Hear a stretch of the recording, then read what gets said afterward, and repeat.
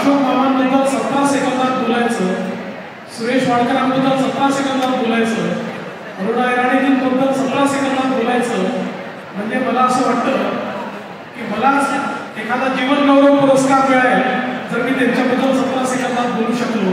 अशोक मामांचा जो नायक आहे तो सगळ्यांना याकरता भावतो की प्रत्येकाला असं वाटतं की कधीतरी मी देखील असा होऊ शकतो।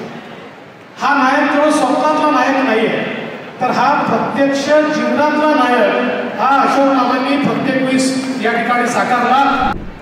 आणि आजही खरं म्हणजे किती आश्चर्य बघा, आजही सुरेश वाडकरजींच्या हाती माईक दिला, जो आवाज 25 वर्षापूर्वी ऐकायला मिळायचा तोच आज आपल्याला ऐकायला मिळतो। ही आवाजाची जी सुरेलता त्यांनी या ठिकाणी ठेवली आहे ती खरोखर मला असं वाटतं अत्यंत महत्त्वाची आहे।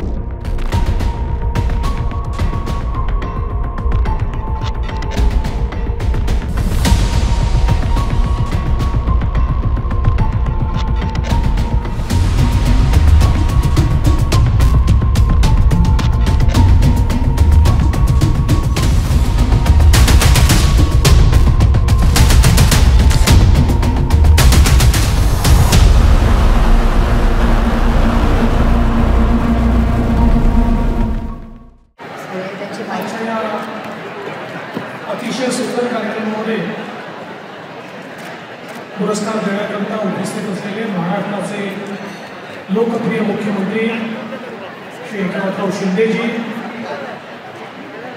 ज्यांनी सांस्कृतिक विभागाला एक नवीन कार्यसंस्कृती दिली, ते असे आमचे सांस्कृतिक विभागाचे मंत्री सुधीर भाऊ मुनगंटीवारजी, आमचे सहकारी दीपक केसरकरजी, या ठिकाणी उपस्थित श्री विकास खारगेजी, अभिनय ठाकरेजी, सर्वच उपस्थित मान्यवर भगिनी आणि बंधूंनो, खरं म्हणजे कार्यक्रम पत्रिका ज्यावेळेस मी बघितली त्यावेळेस मला बोलण्याकरता 4 मिनिटं देण्यात आली आहे। आता माझ्यासमोर प्रश्न आहे, 4 मिनिटांमध्ये इतके महान लोक समोर बसलेले आहेत, त्यांच्याबद्दल प्रत्येकाबद्दल बोलायचं झालं तर सुधीर भाऊ 17 सेकंदात एका व्यक्तीबद्दल बोलावं लागेल।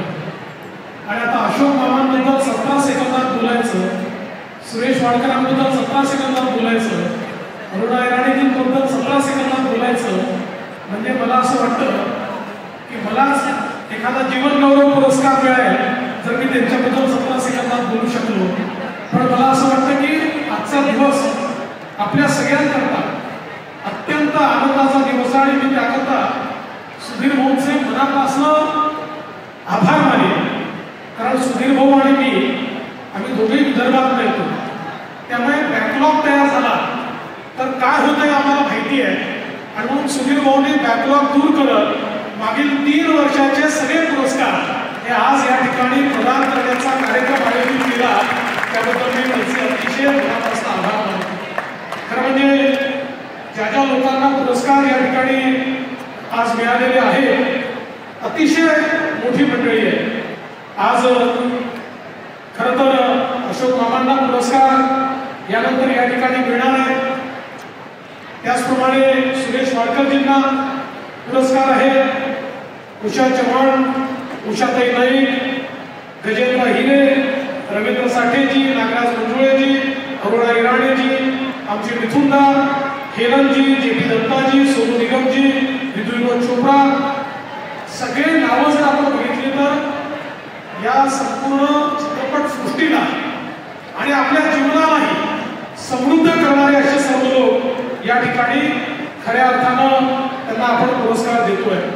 आणि विशेषतः मला असं वाटतं की अशोक मामा 75 वर्षाचे झाले वाटत नाही, पण झाले आहे, पण अशा या त्यांच्या अमृत महोत्सवी वर्षामध्ये त्यांना महाराष्ट्रातला सर्वोच्च पुरस्कार या ठिकाणी मिळतोय, ही आमच्याकरता अतिशय आनंदाची गोष्ट आहे। सिद्धूचा आवाज सुधीर होतोय, बघायची गरज नाही।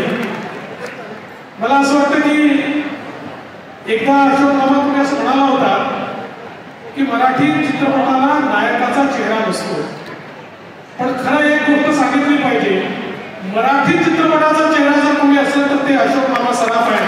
हे मात्र या ठिकाणी आपण सगळ्यांनी मान्य केलं पाहिजे.